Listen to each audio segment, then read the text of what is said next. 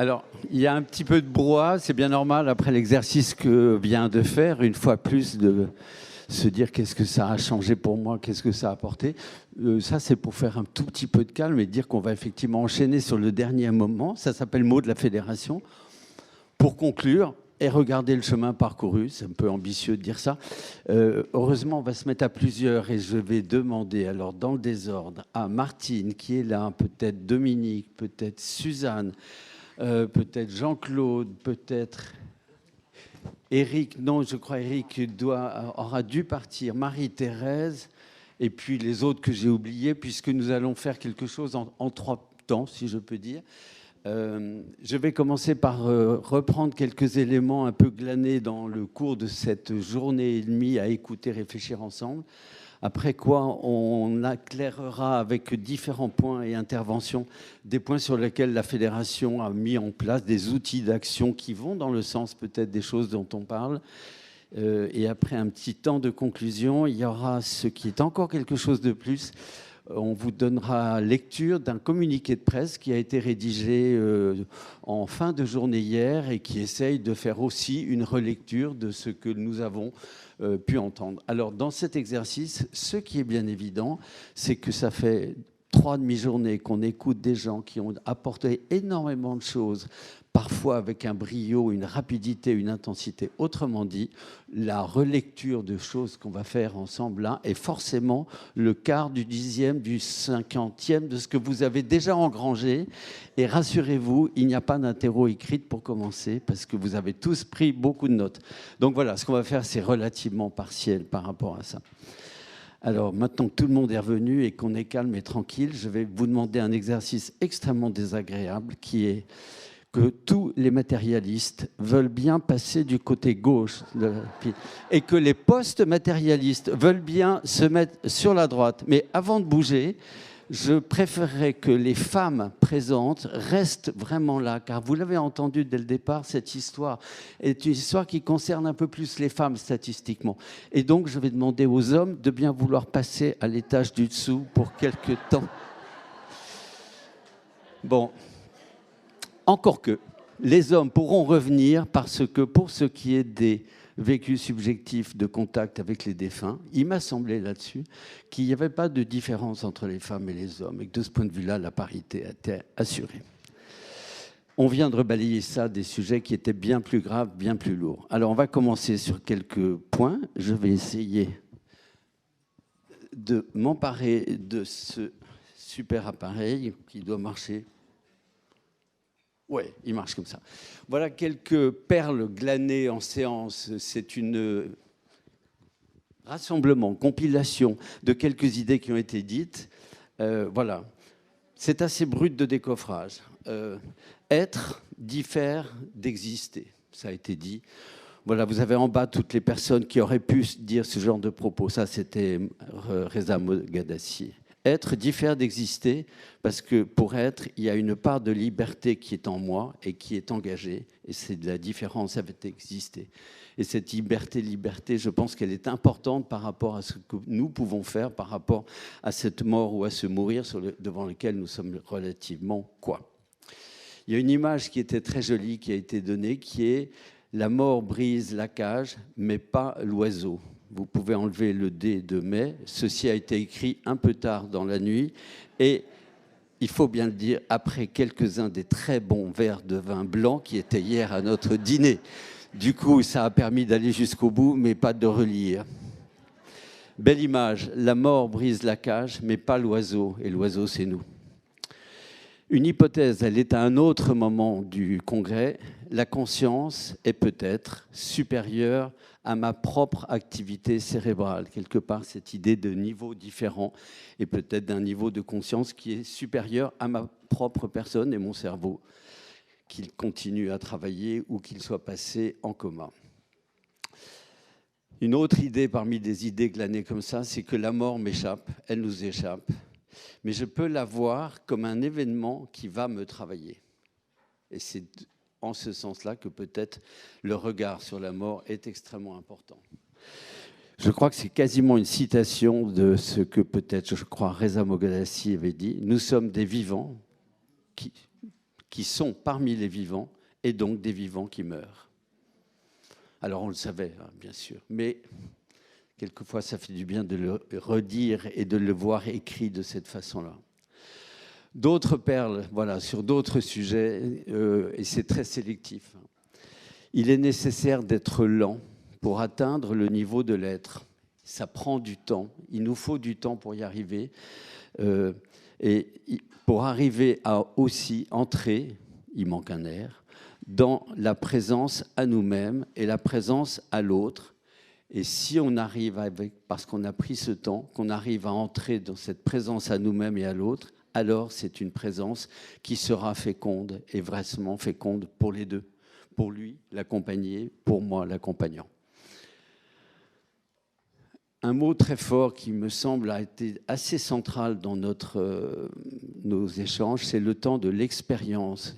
Cette question du mourir, elle nous renvoie à une question d'expérience et c'est un temps très de paradoxe dans lequel la compréhension de notre finitude est mise à l'épreuve et dans lequel notre humilité est convoquée. Il nous faut être extrêmement humble devant et cette expérience nous renvoie à beaucoup d'humilité. Résolument, on ne peut pas comprendre, mais on peut y participer. Vous vous souvenez de cette concentration que je crois Reza Moghadassi nous a donnée avec ces formules qui se ressemblent. Je ne sais rien. Cran d'après, je ne suis rien. Cran d'après, je ne peux rien. Et je ne veux rien. Et j'ai eu envie d'ajouter en disant, si j'ai peut-être réussi à enchaîner ces 4 états, peut-être j'ai mon permis d'accompagner. Et alors, parce que nous sommes à Strasbourg, que Strasbourg n'est pas très loin de l'Allemagne, vous pouvez pas très loin d'ici passer le pont de Kehl, vous arrivez en Allemagne. Un peu plus loin, si vous marchez longtemps, vous allez arriver dans un cimetière. Il est un peu loin quand même pour y aller à pied. Donc, je voudrais vous dire ce qui est sur une stèle, une pierre tombale de ce cimetière. C'est là où a été enterré, quelque part au XVe siècle. Là aussi, c'est vieux, vieux comme les tableaux qu'on a vus. Martinus von Bibrak. Vous le connaissiez tous? Bien sûr. Il a osé dire quasiment la même chose. Sur sa pierre tombale, il a fait écrire ceci. Je viens, je ne sais d'où. Je suis, je ne sais qui. Je meurs, je ne sais quand. Je vais, je ne sais où. Ce qui m'étonne, c'est ma joie. Pas mal. Alors peut-être que Martinus de Bibrak était natif de Saint-Étienne, parce que ça aurait été assez bien l'année dernière à notre congrès sur la joie. Mais en même temps, je meurs, je ne sais quand, je vais, je ne sais où. Ce qui m'étonne, c'est ma joie. Merci. Alors, en allant un petit peu plus... Pas mal. En reprenant l'expression de Madame de Ruiz-Mogis, c'est joli, hein? Un tout petit problème de dyslexie. Alors, dans les idées glanées aussi, l'ici et maintenant, c'est assez joli aussi avec la faute d'orthographe. Dans l'ici et maintenant de l'accompagnement, avec ces moments où se fondent les élans lumineux, ça, c'est l'éternité, telle que Platon nous l'a été rappelé. Cette idée que l'éternité, c'est un temps qui est son image mobile de l'éternité, et que peut-être que dans l'accompagnement, dans les moments un peu lumineux, où quelque part la lumière de l'accompagnant rencontre la lumière de l'autre, très fugitif, ça, c'est peut-être en fait un ici et maintenant qui est une image de l'éternité. Ça vole haut, hein, toujours, mais c'est parce que ça a été dit. Alors, sur accompagner, quelques perles parmi d'autres. Si on a la force d'être là, ajusté à la distance, la juste distance entre une empathie, mais qui pourrait être un peu trop collante, et un centrage sur moi, cette juste distance va permettre de ne pas avoir peur et d'oser l'inconnu de l'autre, et d'oser s'approcher de l'inconnu de l'autre et de le rencontrer. Et ce mot inconnu est un mot qui est revenu souvent dans des réflexions différentes. Il est proche de l'expérience que nous sommes amenés à vivre par rapport à cette question du mourir. Une image peut-être, une illustration. De même que l'instrument médical, et ça c'est Xavier Matelar qui nous a donné beaucoup de choses là-dessus, l'instrument médical ne peut voir à quel tableau le cerveau de l'inconscient pense lorsque la personne pense à une peinture. Donc on peut voir, il y a une activité de ce type-là, mais on ne peut pas être sûr de comprendre laquelle et ce que ça signifie pour la personne. Eh bien, de la même façon, peut-être que moi, accompagnant, je ne sais pas la réalité de l'autre, mais il suffit que je sois présent et ça peut suffire, même si définitivement je n'aurai pas accès à sa réalité, au tableau qui est le sien. Je sais simplement qu'il s'agit de ça et que je sois présent. Et enfin, une autre façon de dire ça, c'est en reprenant une paraphrase de quelque chose d'hier qui a été reformulé par l'intervenant d'hier. Quoi qu'elle te dise, c'est ce qu'elle te dit qui est à écouter. Voilà, c'est tout simple cette idée-là. Quoi que te dise la personne, c'est ce qu'elle te dit qui est à écouter. Ah, c'est quand même là, il faut payer les verres de vin blanc là, quand même. Voilà. Et puis une autre idée qui parle du chemin. Chaque fois que j'accompagne, j'apprends cela entre moi et c'est une véritable richesse. Alors, parmi d'autres idées encore, il y en sera bientôt au bout de cette partie-là. Humain contre numérique, point d'interrogation. Moi, j'ai envie de le rapprocher sous la forme d'un rapprochement qui est un peu un suspens entre ce qui est si fort dans ce qui a été dit sur les besoins du mourant, qui sont peut-être les trois choses: dire merci, pardonner, dire je t'aime, et qui ne va peut-être pas si bien avec ce que la trace numérique, ce que le numérique peut apporter à notre sujet. Les questions de à qui appartient la trace numérique du défunt, ce dont on a pris conscience hier, que ce n'était pas du tout une question qu'on se préoccupait. Et pourtant, il y a bien peut-être un problème d'identité, il y a peut-être un problème de devenir de la personne. Alors, quelle identité est en jeu ? Quel peut être le devenir de la conversation que la personne a avec des chimères numériques ? Mais aussi, comment est-ce que je peux répondre à de telles expériences culturelles qui échappent aux vieux croutons, si vous voulez. On peut mettre crouton. Là, oui, crouton, ça va mieux à cette heure-ci. Voilà, que nous sommes pour la plupart, parce que la moyenne d'âge que nous sommes est un peu plus âgée de celle de la merveilleuse intervenante qui avait, je ne sais pas, mais beaucoup moins. Bon. Mais voilà. En même temps, elle nous a fait voir qu'il y avait de véritables expériences culturelles qui se font sur le numérique, plusieurs modèles. Je pense qu'elles nous échappent assez largement. Y a-t-il lieu de réinventer des rites qui s'inscrivent là-dedans ? Avons-nous un rôle à y jouer, nous, Jalmal, une parole à dire ? Je ne sais pas. C'est pour ça qu'il y a un hashtag qui entoure un point d'interrogation, parce qu'il me semble qu'il y avait, à deux moments différents de notre congrès, deux univers de pensée qui sont très difficiles à raccorder. L'authenticité des trois besoins du mourant, dire merci, pardonner, dire je t'aime, qui sont forcément incarnés, c'est quelqu'un qui le dit à quelqu'un d'autre, et c'est forcément totalement incarné, et les chimères numériques dans lesquelles nous avons peut-être à découvrir si elles permettent de faire le même type de rencontre. Je n'en sais rien. J'ai comme un doute personnellement, mais ça... Au plan collectif, peut-être ce qui est à réussir, et là ce sont quelques citations, c'est d'arriver à ouvrir des espaces de compréhension sur la mort ou sur le fait de mourir. Et ça, c'est une phrase qui est très simple et pourtant qui est vraiment une exigence assez lourde.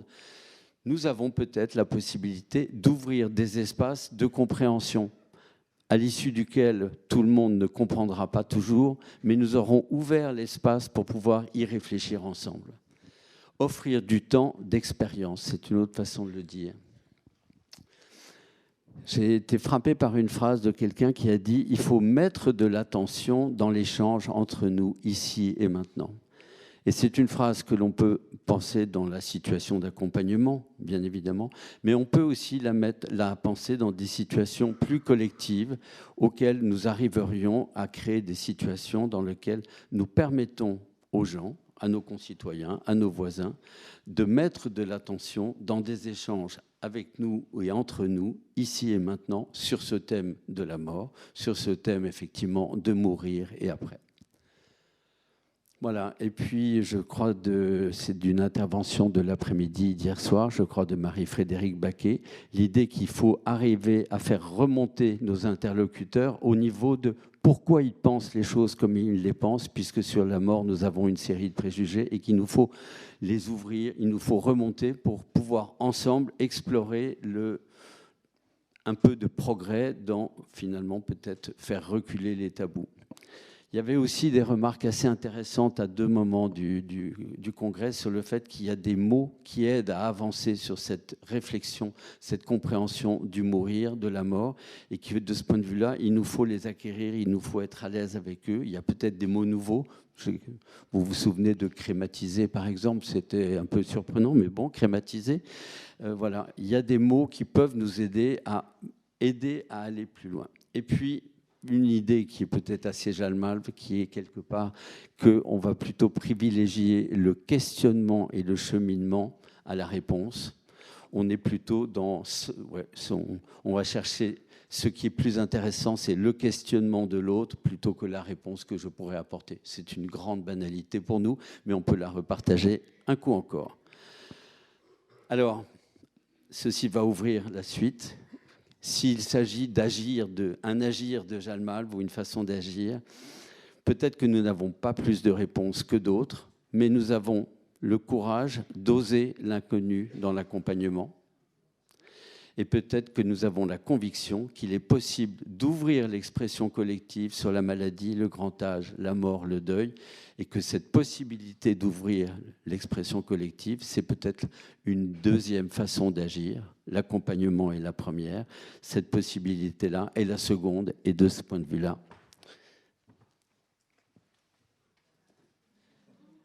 voilà les deux ballons, qui sont les deux modalités d'agir dont il s'agit, et les deux sont là. Alors, ils sont un peu dégonflés depuis hier, parce que eux, ils sont à l'hélium. Nous, heureusement, on était à la fédération, et nous ne sommes pas dégonflés.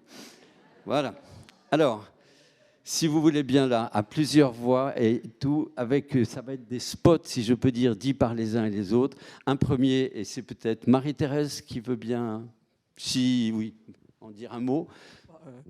Why not? Voilà, je voudrais dire un mot de la revue parce que Eric a dû partir.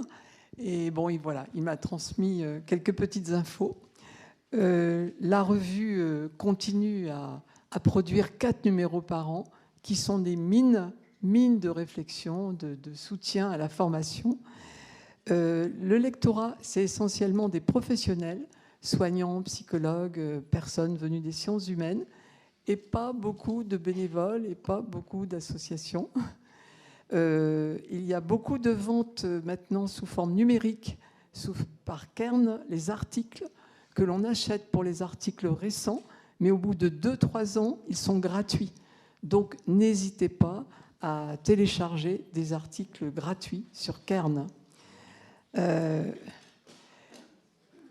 Donc, il y a ici Marie-Thérèse Beach et Suzanne qui font partie du comité de rédaction. Donc, peut-être elles auront des choses à ajouter. Et donc, l'invitation, c'est peut-être à comment nous servons-nous, comment utilisons-nous cette revue dans nos associations. Il y a un groupe de lecture visio, maintenant, qui a été initié par Grenoble. Certaines associations ont des groupes de lecture où on partage au moins certains articles. Il est aussi possible d'abonner des nouveaux bénévoles pour 1 an à la revue, pour remercier un intervenant, de lui offrir un abonnement à la revue. En formation continue, on cherche des intervenants, on cherche des sujets de réflexion. Est-ce qu'on lit suffisamment la revue? Nous avons la chance, pour Jalmalve, d'avoir cette revue, cet aiguillon de la réflexion. Donc c'est un appel à mieux nous en servir. Très pratiquement, vous avez sur la table de la fédération une feuille très serré sur lequel on a mis le sommaire des 166 numéros de la revue. Je remercie Jalmal Valdoise qui avait fait ce travail pour eux. Ils ont une bibliothèque complète. L'intérêt de ce sommaire, vous pouvez prendre, il y a une page, ça tient sur une page, c'est écrit petit, et il y a aussi le mode d'emploi pour accéder de façon numérique à la revue. C'est que les titres des 166 numéros de la revue, c'est magnifique. La plupart sont en version papier, mais on peut y accéder. La fédération on en a une collection complète. On peut éventuellement refaire ou trouver une solution pour, en papier, vous redonner des vieux numéros. Il en existe quelquefois en double. Depuis le numéro 102, je crois, ils sont en numérique. Vous pouvez les télécharger, vous pouvez les consulter. C'est les 166 numéros, c'est magnifique à lire. C'est facile d'un coup de surligneur de trouver un numéro qui devrait passionner votre association. Voilà, sur ce sujet, merci beaucoup. Alors, explorer avec à vos souhaits. Alors peut-être c'est Dominique. Oui, ouais. Je voudrais d'abord dire à Marie-Thérèse, pour consulter la revue dans Cairn, il vaut mieux la consulter avant les 3 ans, parce que ça rapporte 2 € à la fédération à chaque fois qu'il y en a un. Voilà. Mais là, comme je suis le trésorier, je suis bien obligé de le dire. Voilà. Et puis je vais continuer sur les chiffres. Le jeu, à la fin de l'année dernière, nous en avions distribué 10 000. Et nous l'avons fait, on a commencé fin 2018. Donc c'est une assez jolie performance, 10 000 jeux. Et qu'est-ce que ça signifie finalement? Ça signifie qu'on se l'est approprié. Hein, parce que je crois que c'est un formidable accoucheur des directives anticipées et de nos réflexions sur ce que nous souhaitons pour notre fin de vie. Et d'ailleurs, on peut l'enrichir par tous les échanges qui ont pu avoir lieu hier durant l'atelier. La deuxième chose, c'est que ce jeu, c'est aussi un fantastique ambassadeur du deuxième pied de Jalmal. Moi, je vois bien quand je rencontre des partenaires ou des soutiens que je vais essayer de... j'ai essayé de leur soutirer du fric à la vérité. Hein, mais avec le jeu, je leur montre qu'est-ce que ça signifie. Et je leur ouvre le jeu. Ça prend toujours un peu de temps parce que l'emballage est assez complexe. Mais enfin, voilà. Et donc, je suis toujours frappé par l'intérêt que mes interlocuteurs y portent. Puis la deuxième chose, c'est que sur les 10 000 jeux, eh bien, je pense qu'il y en a soit 40% qui ont été distribués en dehors du mouvement Jalmalv.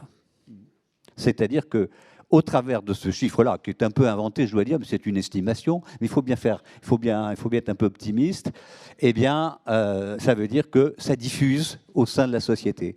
Et on le voit bien au travers des maisons de retraite, au travers des hôpitaux, et ça se diffuse aussi à l'étranger. On nous a écrit pour nous demander l'autorisation, on n'a pas à la donner parce que c'est les Américains qui ont la licence, mais de faire le jeu en braille en Suisse romande, par exemple. Donc voilà, donc c'est tout à fait satisfaisant de voir que c'est un très bel ambassadeur. Et puis alors le trésorier qui va parler, c'est aussi un contributeur du compte d'exploitation de la fédération. Et j'en suis pas mécontent. Voilà. Mais 10 000 €, non, voilà. 10 000 jeux, c'est beaucoup, mais c'est pas beaucoup non plus. C'est pas beaucoup par rapport aux besoins finalement. Et il y a donc encore beaucoup de travail pour continuer de diffuser ce jeu, qu'on sera peut-être amené dans les mois qui viennent à modifier légèrement si les lois sur la fin de vie évoluent. On aura peut-être à avoir une réflexion sur des modifications de cartes, des compléments de cartes. Mais enfin, on n'y est pas, on a le temps d'y réfléchir. Voilà. Merci pour le 10 000.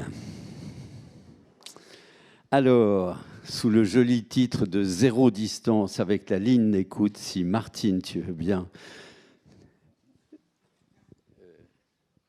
Oui, ça peut servir. Bon, la ligne d'écoute, il faut commencer à être au courant. Juste ce que je voulais vous dire, c'est que les appels qu'on reçoit sont particulièrement bien ciblés.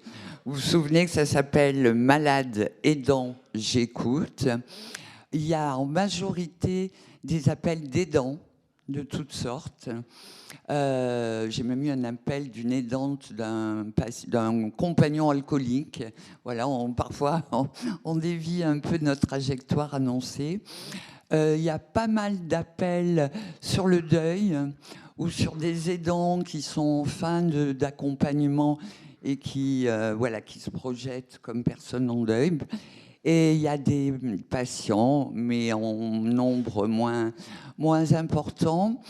Ce que j'ai envie de vous dire, c'est que j'espère que vous avez rempli vos valises de ces petites cartes de visite qui sont très pratiques, qui font grand plaisir à la fois aux médecins spécialistes, parce que quand ils comprennent, ils imaginent que ça peut faire une économie de temps de la consultation par rapport à l'aidant.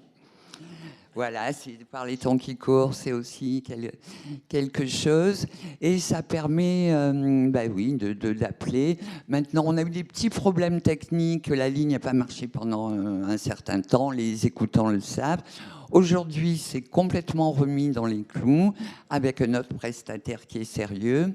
On a doublé le nombre d'écoutants par créneau horaire.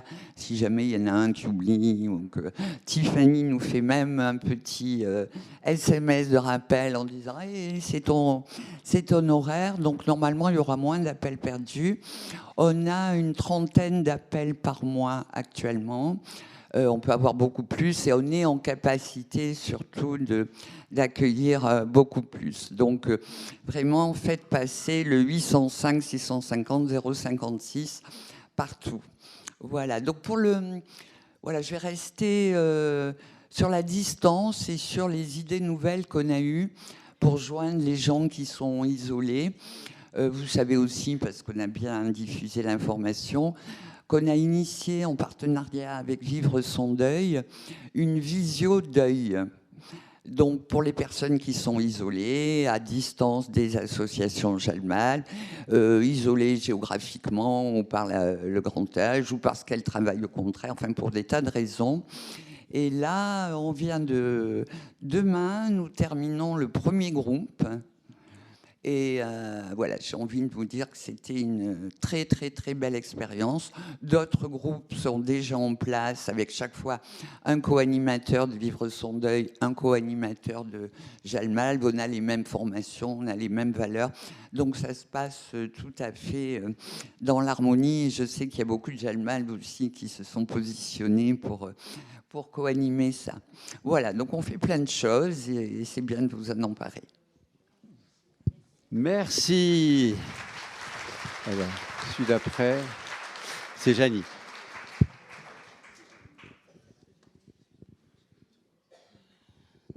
Donc moi, je vais vous parler d'un nouvel outil qu'on a fait avec la fédération, qui est pour aborder le thème de la mort avec mon enfant.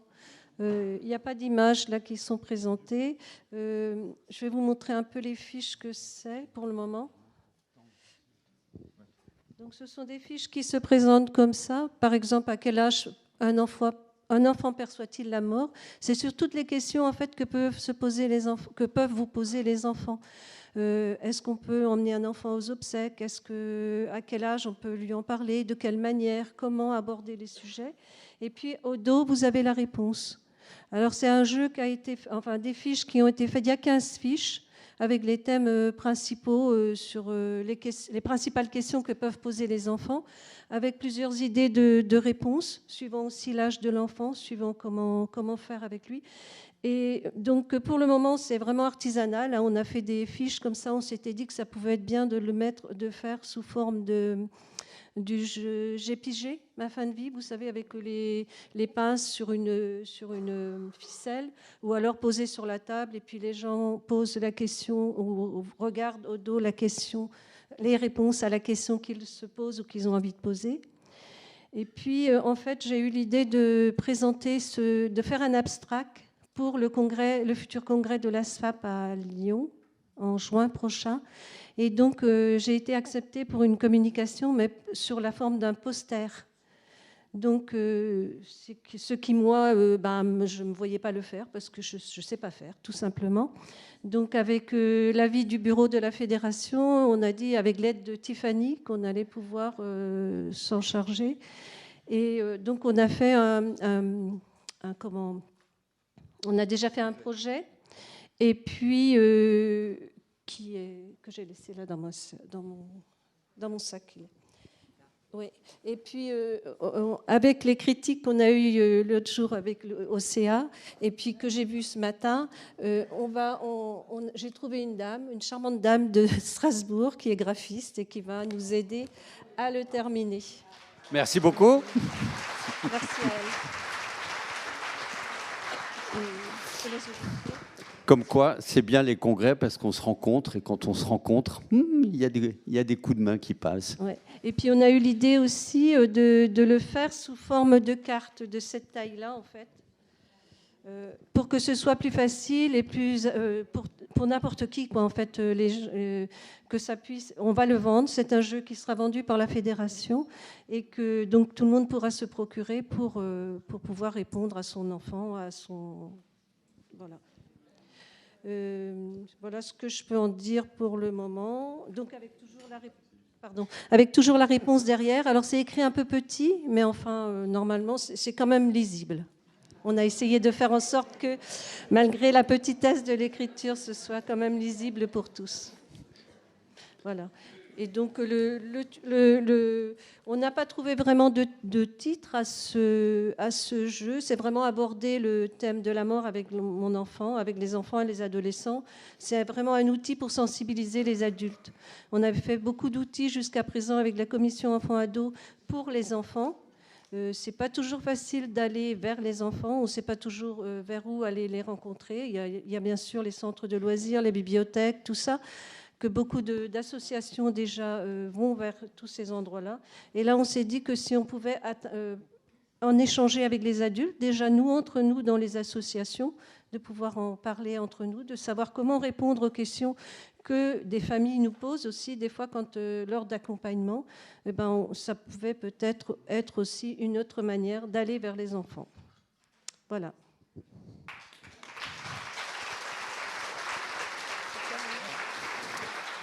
Merci beaucoup et peut-être encore avec un autre support qui s'appelle en raccourci J'ai pigé la fin de vie, ça me concerne, je crois, ou oui.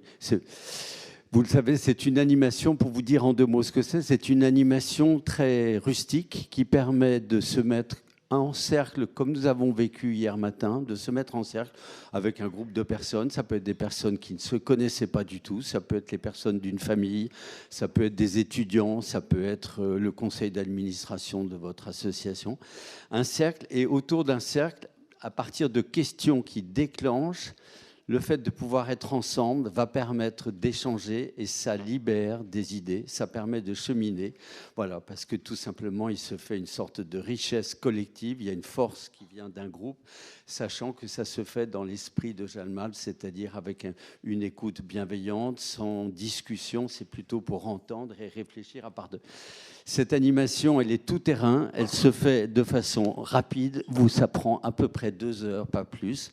Il y a ici dans l'assistance des personnes qui ont expérimenté ce « J'ai pigé de la fin de vie, ça me concerne ». Il y en a qui l'ont fait tourner dans des halls d'hôpitaux, par exemple à Chalon-sur-Saône, dans l'hôpital de Chalon-sur-Saône, dans le grand hall. C'est composé à notre initiative un groupe de gens qui étaient des visiteurs de leurs patients malades, des soignants. Et il s'est fait un cercle pendant 1h30 où il s'est passé quelque chose autour de questions que nous avons préparées. Ces questions, je vous propose de les visualiser. Tiens, si tu veux bien prendre l'autre bout de la ficelle. Hop là, voilà. Parce que c'est tout bête, parce que pour déclencher, on propose des questions ou des affirmations qui sont là et qui ont la vertu de faire mouche et de taper là où les gens pourraient bien avoir des préoccupations. Le groupe sélectionne 1 ou 2 et sur celle qui a été retenue, on commence à échanger. Ça suffit et c'est extrêmement rustique. Vous pouvez faire ça avec des visiteurs d'hôpital qui passent, avec des étudiants. Il y en a qui l'ont fait en famille, c'est gonflé. Il y en a qui ont fait avec le CA de leur association, c'est gonflé, c'est intéressant. Voilà. C'est un exemple très simple d'ouverture d'un espace où on peut réfléchir ensemble, non pas pour sortir des connaissances, mais pour faire un bout de chemin qui nous a fait bouger un petit peu par rapport aux idées que l'on avait sur tel sujet, parce qu'on a écouté celles des autres et que c'est ça met en activité les nôtres. Voilà, c'est cet outil. Hop, voilà.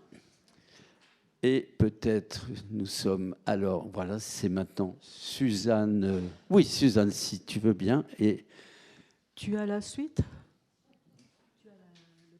il est là. Là, on va questionner nos fondamentaux. Si vous fermez les yeux, vous êtes tous capables de citer comme ça tout de suite les 3 valeurs qui sont les piliers de notre engagement Jalmalve. Ah, là, on est déjà allé plus loin. Je pense que vous le dites en termes respect de la vie, dignité, solidarité. C'est comme ça, en tout cas, que moi, je l'ai appris quand j'ai fait ma formation. Il y a 2 ans, je crois que c'était à peu près il y a 2 ans, quand je dis on, c'est les administrateurs de la fédération, qu'on s'est dit que c'était peut-être le moment de s'interroger sur la pertinence de ces valeurs. Est-ce qu'elles sont toujours partagées? Est-ce qu'elles sont toujours les bonnes? Est-ce qu'on en dit autre chose? Et on a eu envie à ce moment-là de les rendre moins statiques, de passer de substantifs, de mots, de noms communs, donc dignité, solidarité, respect de la vie.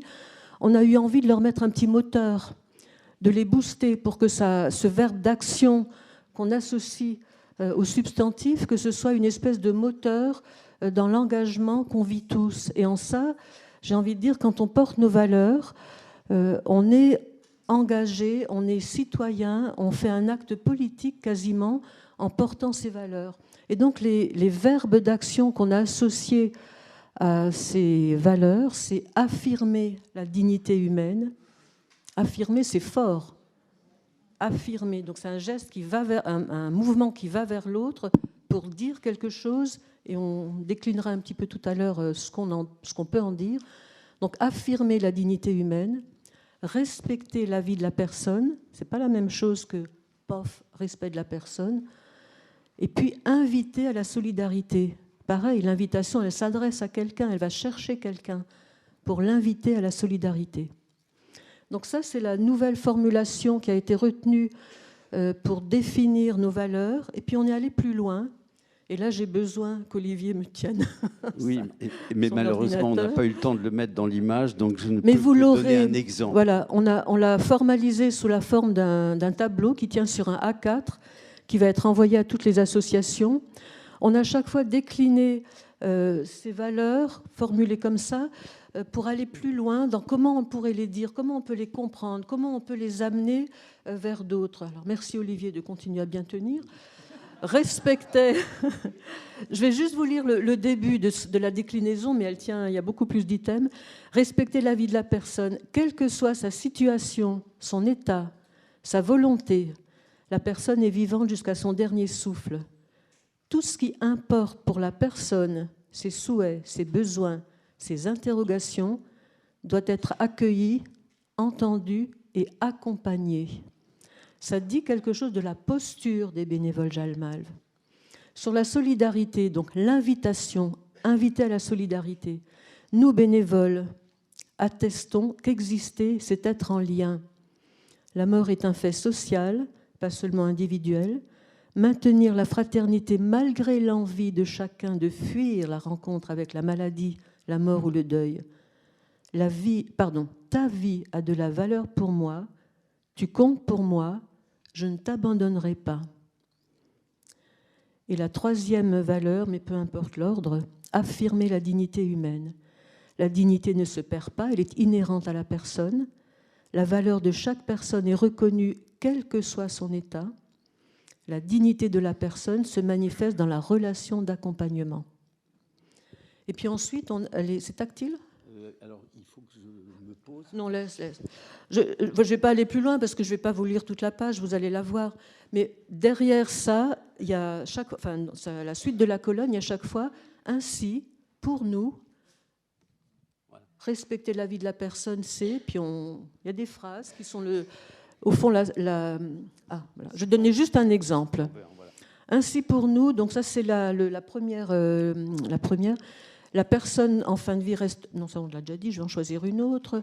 Nous acceptons d'être interpellés par la vulnérabilité de l'autre. C'est une des variantes ou de la manière dont on peut comprendre la valeur. Sur la valeur de la solidarité, je vais en choisir une autre. nous accompagnons les endeuillés et nous allons à la rencontre des interrogations des plus jeunes. Mais il y en a toute une page comme ça. Hein. Et puis sur la dernière valeur, notre regard, donc sur la dignité, il n'y a aucune indignité à vouloir mettre fin à sa vie. Tout un chacun est acteur de sa vie.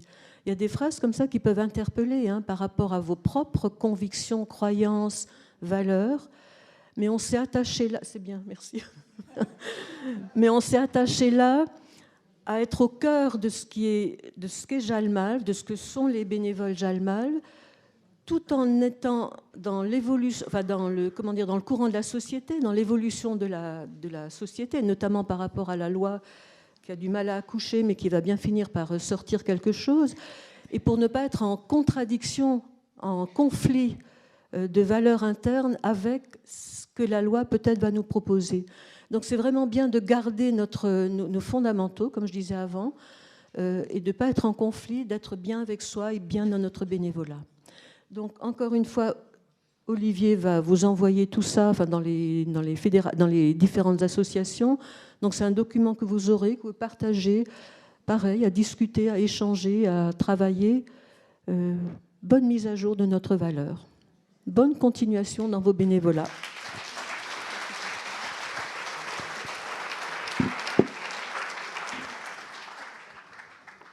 Et ça me permet de préciser que c'est plutôt Tiffany qui va vous envoyer ça.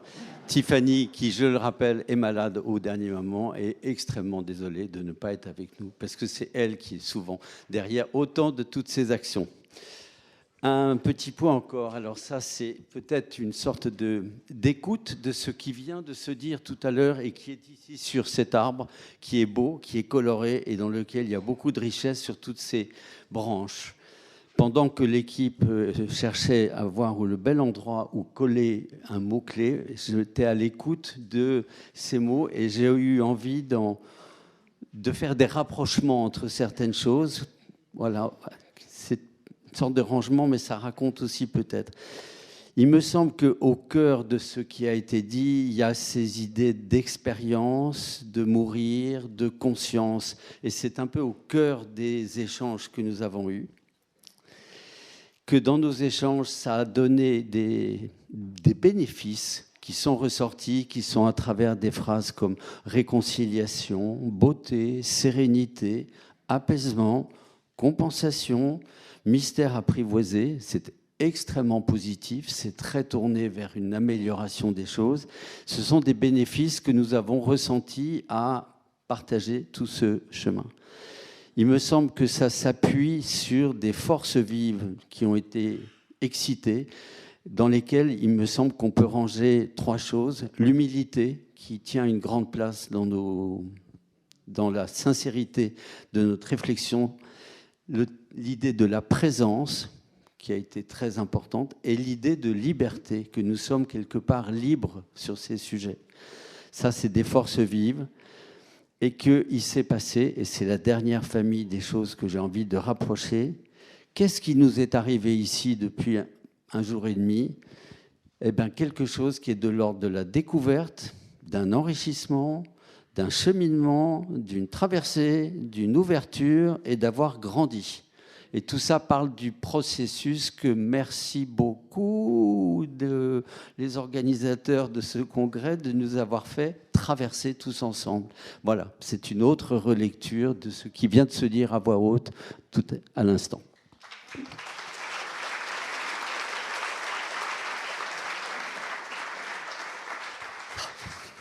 Alors, pour terminer, je crois qu'il y a 2 images seulement, pour dire mourir et après, ou la mort et après, ça nous invite peut-être à accompagner mieux. Et derrière cette idée d'accompagner mieux, d'aller à la rencontre de l'autre, et il me semble de tous les autres, sans distinguo, dans leur extrêmement grande variété. Et avec une présence plus libre de mes propres préconceptions sur la mort. C'est-à-dire en ayant fait ce travail de libération de mes a priori sur la mort, peut-être de la part de tabou qu'elle a en moi, et que si j'ai fait ce chemin, je peux avoir une présence plus libre à l'autre. Et il me semble qu'on pourrait le dire, par exemple, pour les personnes qui accompagnent sur le deuil, dans le deuil, c'est peut-être très intéressant d'avoir cheminé sur les vécus subjectifs de contact avec les défunts, que nous connaissions vraisemblablement moins. Après, ce qui a été apporté, on les connaît peut-être mieux, et de dire au fond, peut-être que dans les gens qui sont en deuil, dans le groupe deuil ou dans une relation à deux, il faut que j'ai la capacité d'entendre que peut-être il y a pour telle personne quelque chose qui est peut-être un vécu subjectif de contact avec un défunt qui a été important, qui signifie. Et si je ne suis pas bouché à cette réalité, j'ai peut-être une plus grande chance de l'entendre chez cette personne. Comme vous nous avez dit qu'il y avait à peu près une personne sur deux à laquelle c'est arrivé, on peut se dire que dans un groupe d'endeuillés, il y a peut-être 1 sur 2. Et c'est là où les hommes reviennent à parité avec les femmes, parce qu'il m'a semblé que là, parce que vous étiez à la cave, les hommes, parce que vous l'avez bien compris, tout ça, c'est une histoire de femmes, mais non, là, sur ce plan-là, vous avez votre place. Alors merci, parce que, comment dire, sur ce chemin de l'accompagner mieux, ça fait 40 ans qu'on y travaille, qu'on y est, mais je pense que le congrès d'aujourd'hui, avec son thème « Mourir et après », il nous a fait avancer d'un cran. Et puis, nous pouvons réduire nos tabous devant la mort, et ainsi écouter plus en profondeur et tisser encore plus de liens. Merci pour les aliments qui nous permettent d'avancer sur ce chemin. Le deuxième, c'est la dimension collective. Regarder ensemble, envisager, c'était un verbe qui était lié à l'intitulé même du congrès, faire changer. Il me semble qu'on peut dire que nous avons le pouvoir d'ouvrir en proximité des espaces où on apprend à envisager ensemble le mystère, ce mystère de être mort, ce mystère de mourir dont on a vu à travers des interventions que c'est pas tout à fait si simple de comprendre les états avant de mourir pour de bon, et que peut-être après être mort pour de bon, il y a aussi des formes de porosité et des formes de contact. Tout ça est assez mystérieux, et que donc cette mort, c'est peut-être un peu plus large, un peu avant, un peu après. Tout ça reste très mystérieux, mais on peut ouvrir des espaces où on apprend à l'envisager ensemble. C'est peut-être une définition du deuxième pied de Jeanne Malm. Faire évoluer les représentations sur la mort, c'est une autre façon de le dire. Mais j'ai eu envie de dire pour ça, courage en jaune, parce que c'est pas simple. Il faut du courage pour aller vers le public, il faut du courage pour créer ces enceintes où on ose parler de la mort et faire reculer le tabou. Et puis, le dernier mot sera une citation d'une phrase que j'ai trouvée dans un des numéros de la revue Jeanne Malm des années 80, fin des années 80 ou tout début des années 90. La phrase est difficile à comprendre à la première idée et pourtant à la première écoute, et pourtant la pensée, à mon avis, en est d'une très grande fécondité pour nous. C'est René Scherrer et Jeannine Pillot qui écrivent ensemble, c'est dans un extrait d'une réflexion. L'expérience montre aussi que de la parole mise en commun sur le sujet grave de la mort peut venir une pensée et le désir de la partager. Alors, je vous laisse la lire, parce c'est une phrase. L'expérience montre aussi que de la parole mise en commun sur le sujet grave de la mort peut venir une pensée et le désir de la partager.